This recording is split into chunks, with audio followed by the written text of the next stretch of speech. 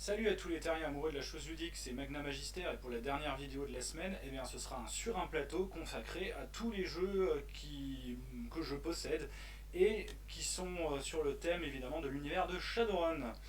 Donc je commencerai déjà par le tout premier paru en 91, Shadowrun Downtown Militarized Zone, DMZ, voilà, qui était donc paru pour la première édition. Et donc, qu'est-ce que c'est que ça? C'est un jeu de plateau en fait, purement et simplement, qui se proposait en fait d'être une introduction au système de combat de Shadowrun et de permettre en fait, et à l'univers aussi de Shadowrun, et qui devait permettre aux gens de se mettre au jeu de rôle à travers un système qu'ils pouvaient d'ailleurs utiliser pour simuler les combats, on va dire, sur un plateau.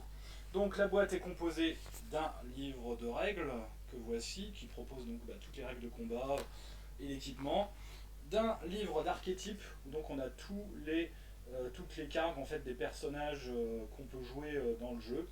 Sachant que dans le livre des règles, il y a également un système pour convertir son personnage de première édition par contre.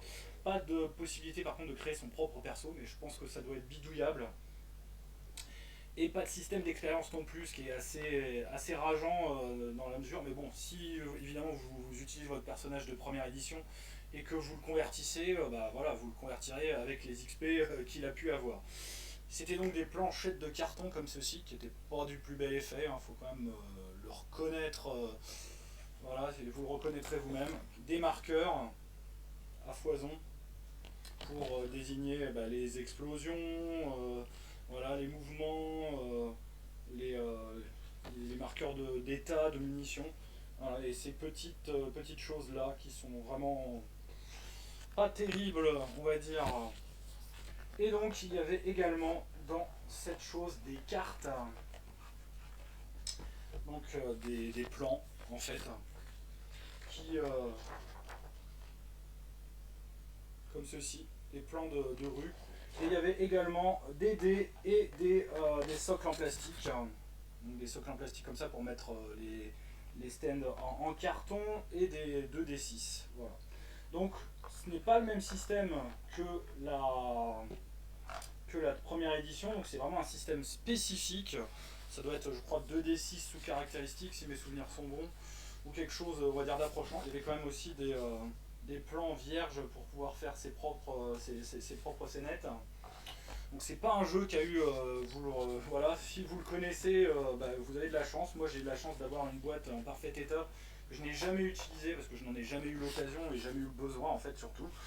Mais bon, dans la collection, ça fait toujours bien d'avoir cette petite chose qui concrètement n'était pas exceptionnelle en termes de qualité de système de jeu. Et moi je me suis dit, oh, je l'achète pour pouvoir peut-être figurer un peu les combats avec des stands en carton, mais on pouvait aussi les remplacer par des figurines en plomb, puisqu'il y a eu une grosse gamme de figurines en plomb chez Ralparsa à l'époque.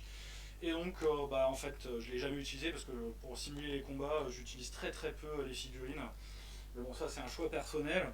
Mais bon, voilà, c'était un petit jeu qui payait pas de mine, mais qui reste dans l'univers de Shadowrun. Voilà, si vous pouvez mettre la main dessus, bon, il ne doit pas être, à mon avis, très facile à trouver et pas plutôt onéreux, je pense, surtout en parfait état.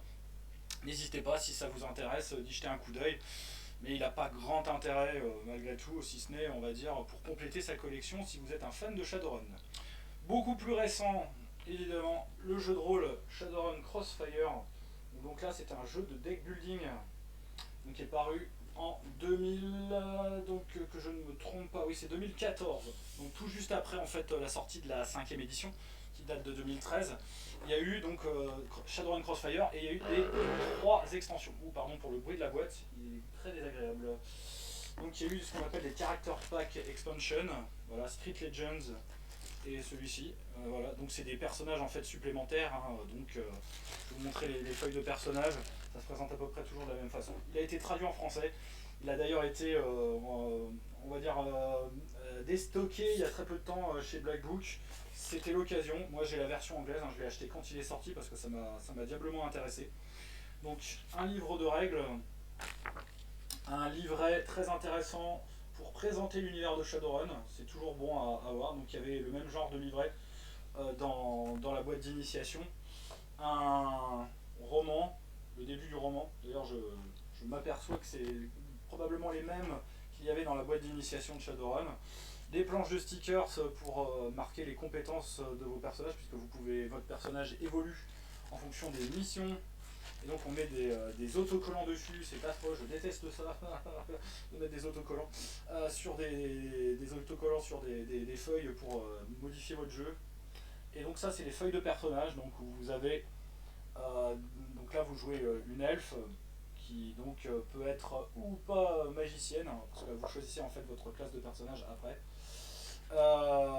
Et donc voilà, vous avez l'elfe, l'humain, et vous avez donc les dégâts qui sont indiqués au-dessus, donc les différents slots de compétences, pardon, je ne suis pas dans le cadre, les différents slots de compétences, le karma, etc., le nombre de cartes dans la main, et vous avez après les feuilles, on va dire, de mission, qui sont résumées ici, qui sont vraiment les settings de base, et donc les ennemis, donc en particulier le dragon, quoi. En plus, si vous mettez Dunkelzan et le fouillard de l'autre côté, donc ça met tout de suite dans la comment ça s'appelle, dans le ton.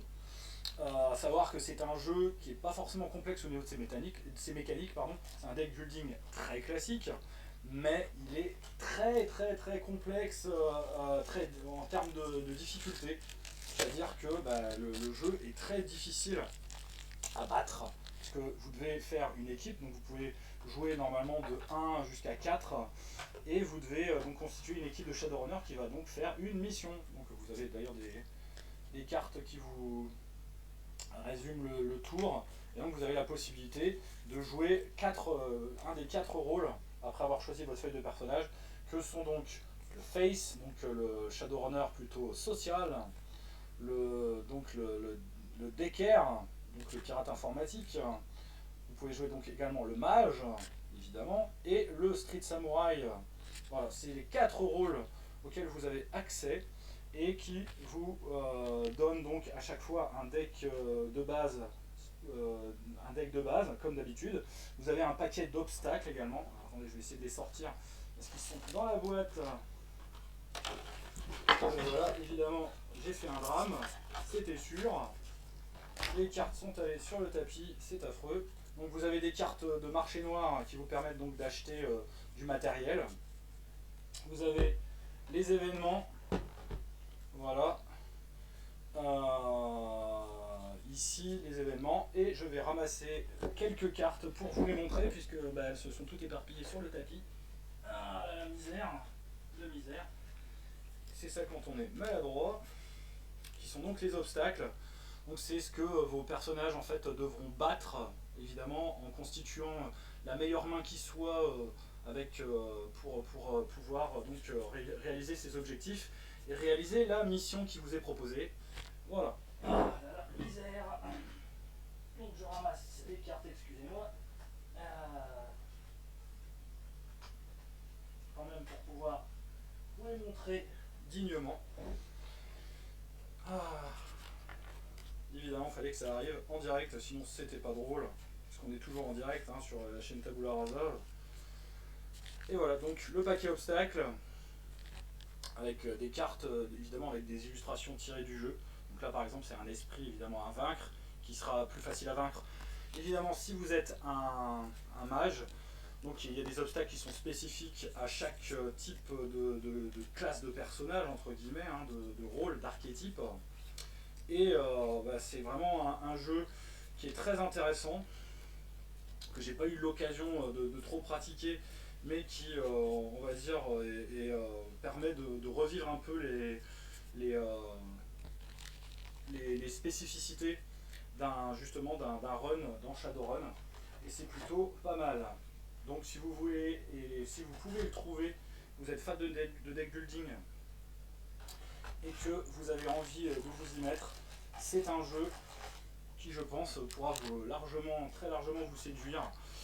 Il y a juste le côté de stickers, ce qui est bien, quand même, il y a un système au moins, on va dire, pour faire évoluer votre personnage au fil des runs, ce qui vaut mieux parce que vraiment le jeu est très difficile. dans le sens où voilà, il faut vraiment s'y mettre, il faut vraiment bien coopérer et bien gérer sa main pour pouvoir triompher de cela. Et donc, les extensions, je vous montre quand même, parce que je vous en ai un petit peu parlé. Les Street Legends, en fait, ce sont des personnages, on va dire, plutôt connus normalement dans la rue, ça vous permet vraiment de devenir en fait un personnage vraiment important de l'univers de Shadowrun. Donc vous en avez des spécifiques là qui vous sont donnés et avec donc des stickers supplémentaires. Voilà. Donc par exemple Sledge justement qui était présenté, hein, qui est un personnage qu'on retrouve en tant que personnage de base dans la boîte d'initiation de la 5e édition et également dans Shadowrun Anarchy. Voilà, donc ça c'était pour l'exemple. Et il y a une dernière extension que je n'ai pas, qui est donc qui s'appelait oh mince, son nom m'échappe là à l'heure actuelle. C'est High Caliber, je crois, en VO. Donc c'est gros calibre, je crois, qui était une grosse extension que je n'ai pas pu acquérir, parce qu'elle était assez dure à acquérir en VO. Mais bon, c'est pareil, c'est du matériel supplémentaire pour le jeu si vraiment il vous plaît. Et le dernier dont je voulais vous parler, qui vraiment moi me botte beaucoup, c'est Shadowrun Duel, dit aussi que j'appelle Shadowrun Clicks. Donc il se présentait en fait, c'était sous la forme de figurines. C'est un jeu de figurines. Figurines assez grandes, hein, voilà, je vais vous les montrer là. Et donc c'est tiré en fait du système Shadowrun, enfin du système HeroClix, qui est vraiment un jeu que moi j'aime beaucoup.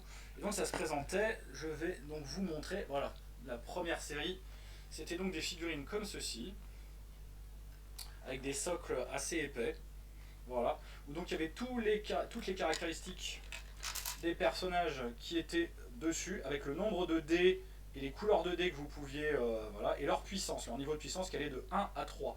Et il y avait 3 molettes, c'était le système Clix. Donc les molettes pour indiquer si vous étiez blessé donc au bras, au torse et aux jambes. Et donc en fonction évidemment des dégâts que vous preniez, votre niveau baissait. Donc là elle commence à 6 et elle peut terminer on va dire avec des trous de balles, en fait c'est le cas de le dire. Et quand il y avait comme ça 3 trous de balles, votre personnage était considéré comme mort.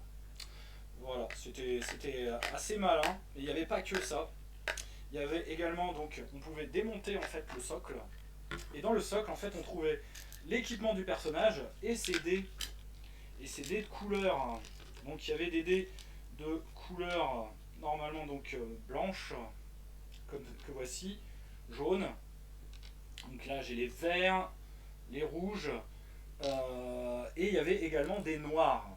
Alors les dés noirs, donc il y avait un petit livret de règles qui était à l'intérieur, il y avait un résumé d'ailleurs des règles qui étaient dessus. Voilà. Qui était indiqué pour servir d'aide de jeu. Donc les dés blancs servent au mouvement. Donc quand on voulait faire des mouvements, on jetait des dés blancs. Quand on voulait faire des esquives, c'est des dés jaunes. Les dés bleus, c'est fait surtout pour faire des dégâts, mais des dégâts étourdissants quand on faisait des spéciaux, des résultats critiques. Les dés verts, c'était pour tout ce qui est attaque à très longue distance. Les dés noirs, c'était pour tout ce qui est technologique et ça permettait en fait d'utiliser des équipements spéciaux qui désactivaient en fait les équipements adverses. Et les dés rouges, c'était les dés de magie qui eux pouvaient s'utiliser pour pas mal de choses, pour se défendre, etc. Et qui augmentaient en fait pas mal de choses. Et en fonction évidemment de la puissance de ce dé, vous alliez du D4 jusqu'au D12. Donc là par exemple, vous voyez, il y avait un D10 en combat à distance. Parce qu'elle a un fusil. Voilà, qui lui donne donc un dé de combat à distance. Donc elle a 2 dés blancs et un dé jaune de base, et son équipement, on avait 12 points d'équipement qu'on pouvait choisir, lui donne donc des dés supplémentaires. Donc par exemple, son petit talisman ici qu'elle avait au cou, lui donnait un dé en magie. Alors il faut vraiment le voir, hein, c'est un petit symbole qui est dessus. Il y a le coup et le dé que ça lui donne. Est-ce que la caméra va faire le point? Voilà, magnifique. Et donc là par exemple ça coûte 3 points et ça lui donne un D4 en magie. Donc c'était un système assez simple. Donc après il fallait constituer un décor avec un petit peu tout ce qui vous venait sous la main parce que comme c'était sous une échelle qui n'était pas commune, Voilà. Et en plus, en fonction des équipements qu'ils avaient, ils avaient tous une réglette comme ceci qui vous indiquait donc les portées que vous pouviez utiliser. Donc vous aviez le bleu pour les attaques à courte distance, donc comme je le disais, le jaune pour les attaques au corps à corps, et le vert, donc il pouvait aller jusqu'à 24 pouces par exemple sur cette réglette. Et ils ont chacun en fait leur réglette spécifique qui est à l'intérieur de leur socle. Et donc on pouvait également, donc voilà, moi je l'avais équipé avec le fusil, on pouvait interchanger entre les personnages, hein. Et donc par exemple le petit pistolet là ici, est-ce que la caméra va faire le point, elle coûtait 2 points et elle a rapporté un des jaunes. La caméra va pas faire le point sur le flingue, bon c'est pas grave, vous devrez me faire confiance. On pouvait évidemment changer les mains. Alors le problème c'est que les mains, voilà, les picots étaient très très fragiles, il fallait faire très attention à ça. Et donc vous aviez également un petit livret de règles, hein, qui était livré avec le personnage. C'était vraiment un petit jeu très sympathique où il fallait juste une ou deux figurines par personne pour pouvoir commencer à jouer. C'était des figurines qui valaient une vingtaine d'euros à l'époque. Elles sont encore trouvables, hein, aujourd'hui parce que c'est pas très recherché. Et donc dans la gamme il y en a eu 13. Il y a eu deux séries de 6 que je vais vous montrer et une figurine promo entre guillemets qui est justement un personnage connu on va dire de l'univers de Shadowrun. Oups. Bon par contre il fallait faire attention aussi aux dés parce que franchement c'était la misère au niveau du matériel, c'était très petit, hein, quand même. Voilà. Donc on constituait son décor avec vraiment tout ce qui venait, hein. Moi je sais que quand j'y ai joué, j'ai fait un décor avec des piles de coffrets de DVD, de cassettes vidéo à l'époque, j'en avais encore. Et donc on faisait une sorte de labyrinthe sur une grande table et ça permettait de faire un petit duel ou de faire des équipes. Et donc on constituait les équipes en faisant des équipes équilibrées à partir du nombre de points. Donc soit des figurines donc, qui valaient donc 2, 3 points, donc il y en avait jusqu'à 4 points je crois. Ouais, je reverrai comment dire, en vous repassant voir les niveaux des figurines. Donc la première, ben, voilà, je vous présente, c'est Kyushi, qui est donc une sniper qui est spécialisée donc, dans le combat à distance. Voilà, c'était l'une des premières figurines donc, là, de la série 1. Il y avait également donc Liada, la mage urbaine elfe, avec son élémentaire d'eau. Donc elle vaut 3 points parce qu'elle est quand même plutôt balèze. Elle commence donc avec justement des dés de magie, des dés de mouvement plutôt intéressants. Elle se déplace plutôt rapidement. Et donc on pouvait l'équiper évidemment avec son sac, son sac de composantes magiques, son élémentaire qui lui donnait une protection magique de 4, parce qu'il y avait également des valeurs d'armure entre guillemets, et un D12 en magie, ce qui était plutôt énorme. Donc c'est un personnage qui était très très fort, hein, dans le jeu. Il y avait également alors oui, c'est vrai que j'ai oublié de dire, le visuel de cette figurine est tiré d'un archétype en fait qui était dans la 3ème édition justement. C'était la mage urbaine elfe. Il y en a plusieurs comme ça qui étaient des archétypes en fait qui étaient tirés du jeu de rôle. Le Strict Deacon, le diacre des rues. Donc voilà, c'est un samouraï des rues, un peu justicier, un peu vigilante, qui est plutôt pas mal. Voilà, il a un style, il a un certain style. Moi je sais que j'ai jamais trop un personnage qui m'a attiré, mais bon, il a son style, et donc lui il vaut 2 points. Il y avait également donc Silvermax, le nain rigueur avec son drone, voilà, qui lui valait 3 points, qui donc lui avait des dés noirs justement pour mettre en carafe les appareils des adversaires. Il y avait également le punk orc, voilà, qui lui s'appelait, donc c'est G-Dog. 3 points pareil, donc lui plutôt combat corps à corps, avec des drogues de combat qui le boostaient. Un personnage que j'aime beaucoup, qui est aussi donc un archétype de la 3ème édition, donc c'est Lotan the Wise, Lotan le Sage, donc un troll mage de combat avec son bâton magique, son sac de composantes également. Il avait également une petite trousse de soins. Bref, franchement la figurine est super réussie, elle est vraiment géniale, moi je trouve que elle dépote, c'est super sympa. Donc lui évidemment beaucoup sur la magie, très résistant, mais bon il se déplaçait pas beaucoup, hein. Il avait un mouvement de base de 4 et donc on pouvait l'améliorer avec les quelques D4 de déplacement qu'il avait, donc c'était pas évident. Mais par contre au niveau magie, il dépotait, hein, parce qu'il avait des bonus particuliers. Donc ça c'était pour la série 1. Entre la série 1 et la série 2, il y a une figurine promotionnelle qui est parue, qui est donc celle-ci, Kellan Colt, qui est une street legend, hein, de Shadowrun, un personnage connu qui est décrit d'ailleurs dans la quatrième édition, où il y a ses stats. C'est tiré de l'illustration de la spécialiste des armes de la troisième édition. Et donc l'illustration a été reprise pour faire donc cette figurine et figurer ce personnage légendaire qui est une adepte en fait, hein, dans le background. Donc elle a ça pareil, sa petite amulette magique, elle a de quoi lancer des sorts, mais c'est une adepte, hein, c'est pas une mage, dans le BG en tout cas. La série numéro 2. Alors dans la série numéro 2, nous avions Kharkov, le street samouraï, donc lui voilà avec ses lunettes, ses katanas, son pistolet mitrailleur. Donc c'est une figurine niveau 2. Il est plutôt sympathique, hein, je trouve il a un certain style, il présente bien le monsieur. Voilà. Et c'est vraiment le street samouraï comme dans toute son expression.